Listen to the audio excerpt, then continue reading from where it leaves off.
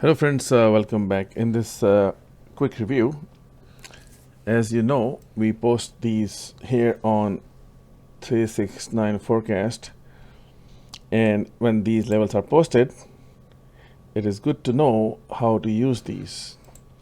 We almost post daily the ES and a couple of stocks. Idea is to understand that this pattern has been going on for around 1700 posts, almost 10 years. This is going on, and we started posting it almost 2 years back, just to help friends of trading. So let's look at this, how it really works. So as we can see, as the day folds, we have these price levels which vibrate, and based on this data set, we project where the next levels are going to be. As you can see here, weekend has passed, market is going to open tomorrow, but we already know the levels where it is going to vibrate from.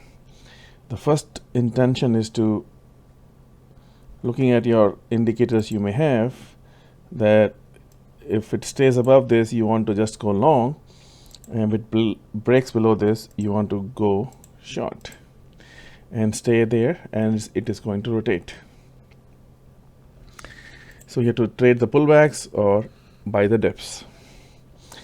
Now we also need to make sure that we keep track of all the prior levels, especially on ES. We post every day, so we can track these as time progresses, because what happens is market is going to leave this space. It is trying to go somewhere, and that somewhere can be one of these prior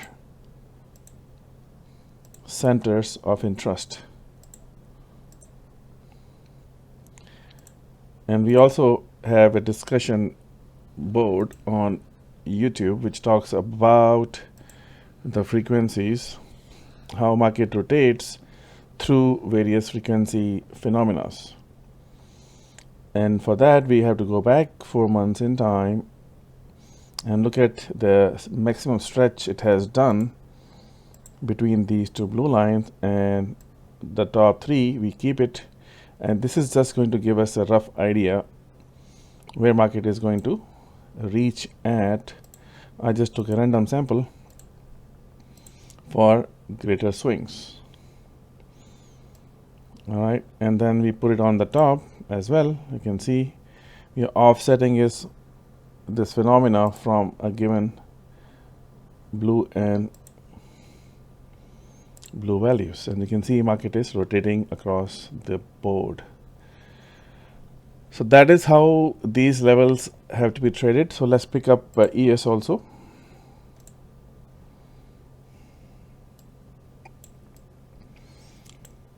So when we post these levels, as you can see, we also looking at this order flow in the bottom, where we can see where the buyers and sellers are coming.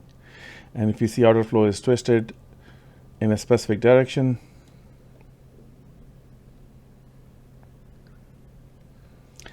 that we are going to take that bias. And these lines can be used for entering and exiting. We also have this oscillator, which you can have your own oscillators. So as we said, use all the tools all the time.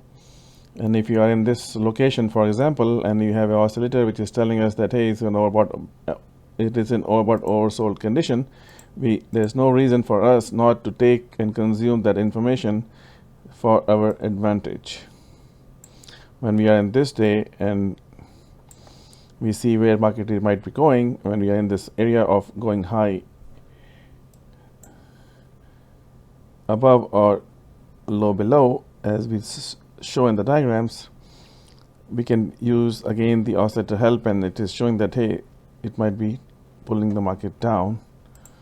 As you can see here, same thing, market came here, so it went up to the top to retest the prior day. This day opened up to the top, and then it says, hey, it's going to go down again. This is where this was kind of a sideways day, but it opened here, went to the top area, then it is saying it's probably good to take a shot.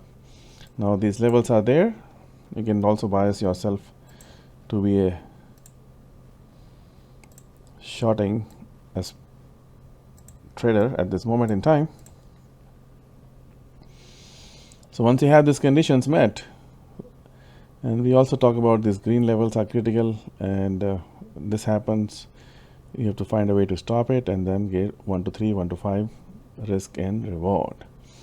Same thing happened here. Market is on the went to, exactly same thing happened here, went to the top, it opened here, went to this prior area, same thing, opened here, went to the prior area, and look at this condition. It is saying that we are better off taking a short bias from this location. So once this is happening, you can use your indicator constructs, but these are the areas we are talking about, at which position you can take the bias, right? So when I say at which position, well, this is the position above, below the blue lines, right? At which position is not the question of interest. We post these, right? So all things I've been saying is already posted here, so you can take advantage of those things. So the position of interest is here. Some people use it differently. They look for a breakout. Some people look for a retest on the top side, and then they look at their own conditions. But this is where the big banks are going to start becoming initiative. That's all there is to it. Frequencies applies here as well. You should be able to track your 4 frequencies. Again, I'm not going to go back last 4 months and finding those frequencies. We have noted those. First thing you have to do is do your homework. So here's one example. Let's assume this is one of the frequencies. I don't know. I got to go and check 4 months. If that is the case, I'm going to put it here. Where are the placements? Placements are on the pivot high and also these blue levels. And what does market do? Market is going to fund itself at these levels and most likely going to take pride in reversing from these levels. So I hope this helps in terms of understanding these blue lines, how to use them. Now we took one example of, we can use Tesla, same thing. This pattern will not change. So market opens here, it goes down, they are magnets, goes down, reverse. Market opens here somewhere, right? In the morning it is going to open, goes here, goes to this level and reverses. Now if the trend is down, it will do that. If the trend is up, it will do the other way down. So if market want to go up, it is bouncing from these levels. Market want to go up, it is bouncing from these levels. They rotate across these levels. You can see that going down, retest, came back, retest twice. Went to green level, went to green level. We talked about the green levels, went to this green level. This went to this green level, went to this green level, right? So these are very, very powerful ideas on the table, and they are repeatable patterns. They are dynamic patterns, market generated patterns, and they are flexibly adjustable patterns as well, as you can see, because we don't want to have a structure which is not dynamic in nature, because market is dynamic. So they have to flexibly change these trade areas, and that is where the difficulty is by having any static ideas. Banks will always come here. Banks mean market makers. Banks mean big money. Bank means rotation algos. So they always have some component of this in their strategy. You can see here goes back here, right? So what is our job? Our job is to, at this level, make our informed decision which direction we are going to go.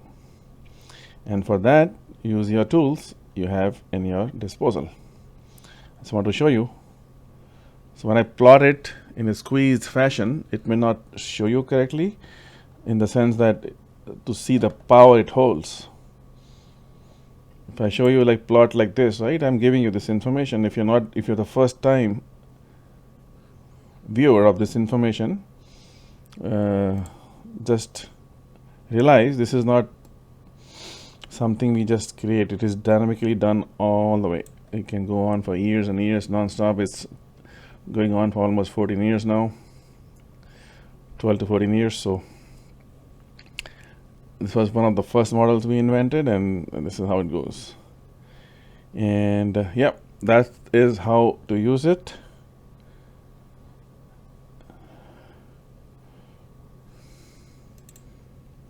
Thank you so much.